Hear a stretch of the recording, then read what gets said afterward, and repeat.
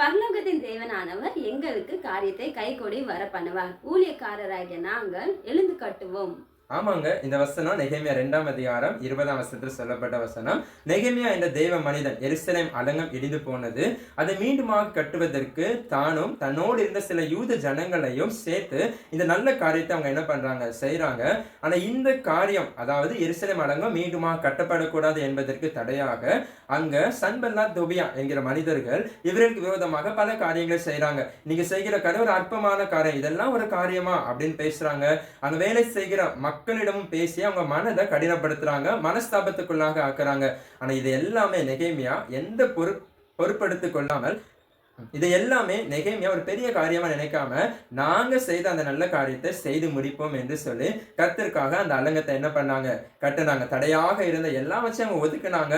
ஆண்டவருக்காக அந்த வேலையை செய்தாங்க. அவங்க சிறப்பாக செய்து முடித்தாங்க. ஒருவேளை இன்னைக்கு நீங்க வேலை பார்க்குற இடத்துலயுமே நீங்க உயரக்கூடாது அப்படின்னு அநேக தடைகள் செய்யலாம்.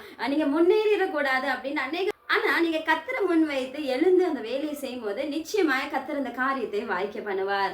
இன்னைக்கு நம்ம வாழ்க்கையில பல தடைகள் இருக்கும். அந்த தடைகளை நீங்க உங்களுக்கு முன்னாக தான் இருக்கும். ஆனா அது பெருசு நினைக்காதீங்க. ஆண்டவரால தடைகளை மாற்றக்கூடும். உங்க வாழ்க்கையை கூட ஆண்டவர் ஜெயமாக மாற்றக்கூடும். God bless you all.